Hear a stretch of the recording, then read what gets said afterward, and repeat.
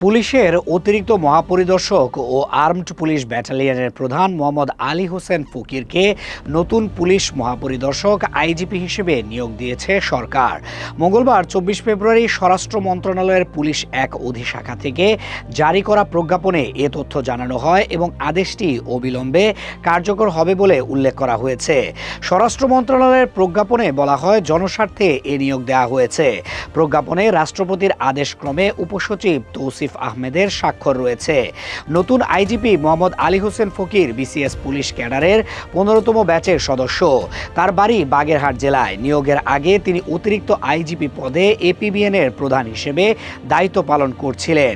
এই নিয়োগের মাধ্যমে মোহাম্মদ আলী হোসেন ফকির বর্তমান আইজিপি বাহারুল আলমের স্থলাভিষিক্ত হলেন। বাহারুল আলমকে ২০২৪ সালের ২০ নভেম্বর অন্তর্বর্তী সরকার চুক্তিভিত্তিকভাবে আইজিপি পদে নিয়োগ দিয়েছিল বলে প্রতিবেদনে উল্লেখ করা হয়েছে। মোহাম্মদ আলী হোসেন ফকিরের কর্মজীবন নিয়ে প্রকাশিত প্রতিবেদনে বলা হয়েছে, আওয়ামী লীগ সরকারের আমলে তিনি একাধিকবার চাকরিচ্যুত ও পরবর্তীতে বাধ্যতামূলক অবসরে পাঠানো হয়।